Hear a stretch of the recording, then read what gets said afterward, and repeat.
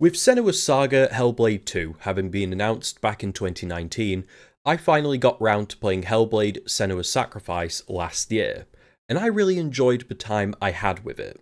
The story was fantastic, the graphics were stunning, and the gameplay was simple but fun, coupled with enjoyable combat. Not to mention environmental storytelling and puzzles that I also really liked. The game was also held in high regard for its ability to address mental health as accurately as possible with the appropriate degree of sensitivity. It had its rough edges, but it was hard to deny that Senua's Sacrifice set the bar for what a smaller scale studio could do. So naturally, when Microsoft acquired Ninja Theory, the prospect of what a talented studio could do with a much wider budget was very exciting. Which makes it all the more unfortunate that when I finished Senua's Saga, I was left a little disappointed. But before I do get into that, I am going to first address the positive aspects of Senua's Saga, because it does have them. Right out the gate, I will say it is one of the best looking games I have ever played, if not the best. Senua's Saga was developed on Unreal Engine 5, an engine that is still well in its infancy. We are only just starting to see games released that were fully developed on that engine, such as RoboCop Rogue City and Tales of Avium, and whilst these do look incredible, Senua's Saga stands above them all.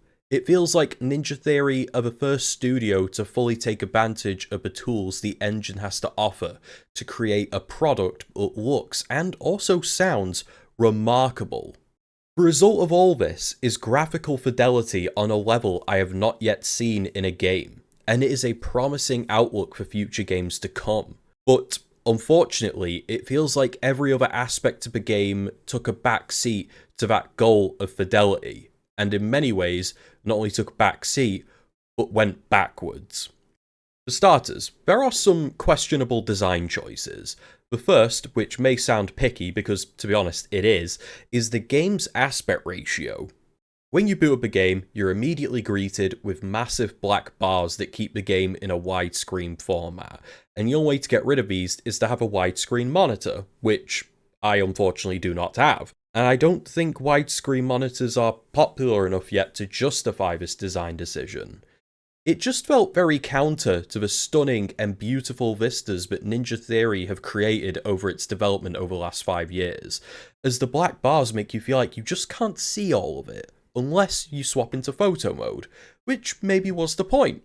But I would have liked an option to turn these bars off, as they are somewhat distracting. The larger problem comes from its gameplay loop, where most of it feels like a bit of an afterthought.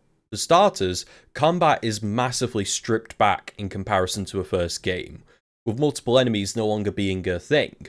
All fights are one-on-one, with the goal of added intensity, which you can feel in the first few fights of the game, but this quickly dissipates, with the issue here being that it soon becomes apparent that you will encounter the same 5 enemies over and over and over again throughout the rest of the game.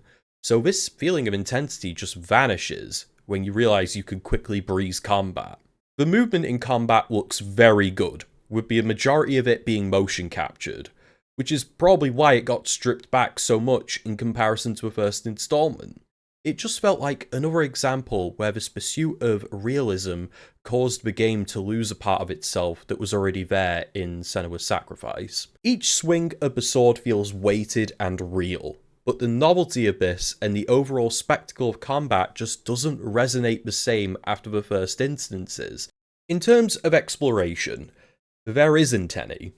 Rather, you can go off and find secrets, but there isn't really any incentive to except for some lore. It feels very much like an on-rails experience most of the time, akin to a tech demonstration.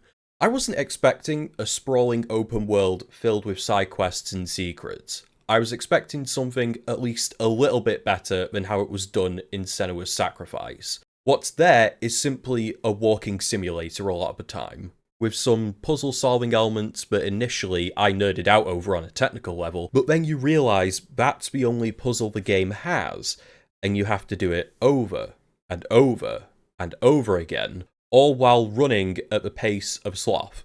When I compare Hellblade 1 and 2, I'm genuinely stunned that they are in the same series.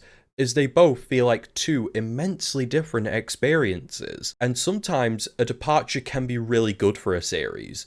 Going in a bold new direction can be risky, but can also bring about immense success. With Hellblade 2, it simply doesn't feel like it's worked. At least, not for me anyways.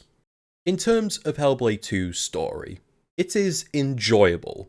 But then again, in my opinion, it is nowhere near as good as the story told in Hellblade 1. The main goal of Hellblade 2 becomes freeing the region from the terror of the giants, colossal humanoids that prey on the people of Midgard. While some clans have established defences and hold off their threat for as long as they can, others begin ritual sacrifices to satiate the giants' hunger and protect their own people. As Senua delves further into this foreign land, it soon becomes clear that these giants are not just these one-dimensional killing machines. Rather, these giants are cursed beings, brought into this realm as vengeful abominations, devoid of soul and on a mission of near-mindless vengeance. And the way to destroy them is by freeing them of their torment by understanding their past. The sections with these giants I very much enjoyed. Rather than killing them, your job is to free them from their perpetual state of torment. In these sections, it has Senua running from pillar to pillar, attempting to avoid being immolated or drowned. They were fairly intense, and it was at this point I had the rather pessimistic outlook that the game is threatening to become fun, and then just isn't that way. The fun parts feel like they're over as soon as they began. The story itself culminates in a not-so-shocking twist that the dude in charge, who kidnaps people into slavery and then sacrifices them, is, wait for it, the bad guy.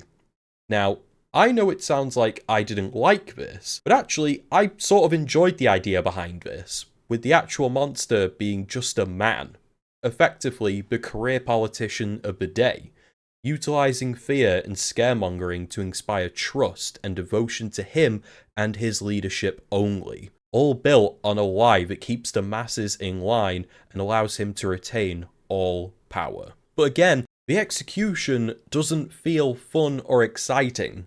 It's just fighting another dude.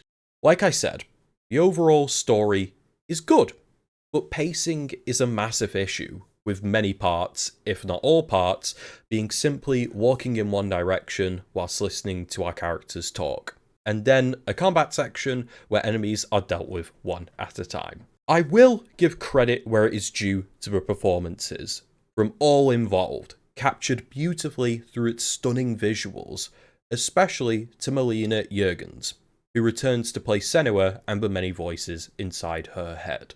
To conclude, Senua's Saga is a fantastic preview for the future of photorealism in the game space, providing one of the best looking games I've ever experienced.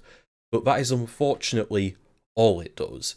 Everything else feels like an afterthought in this pursuit of realism, which is a shame, as I feel that they created a working formula in 2017 that they haven't reworked in this one, they've just thrown it out. The closest game I can compare Senua's Saga to is most likely The Order 1886, a PlayStation exclusive title that, while it also looked great, felt incredibly light in every other department. Would I recommend playing Hellblade 2? Yes, absolutely. If you have Game Pass, you might as well do it, because you're not going to lose anything monetary, you're just going to lose a bit of time if you don't enjoy it, which is the case for me. But if you buy it full price and don't enjoy it, I can understand how that would sting a bit more. And with that, that is my review of Hellblade: Senua's Saga. At the end of the day, it just feels like something that you would download for free off the Epic Games asset store, unfortunately. But I would still experience it. I really would still experience it. And yeah, this review feels really harsh. But at the same time, I do have to remember, this isn't objective. This is subjective. So, this is my opinion. My opinion. If you don't like it, that's more than fine. If you don't like it, that's fine. Absolutely. But yeah, thank you very much for watching. I'll probably post another poll as to what review I'm going to do next. I do have Night Springs written. Well, not written, I'm writing it, because why not? It's Alan Wake 2. I'm going to write about it. I'm a writer. What am I saying? Right, I'm going to end this now. Right, I'm done. Bye now.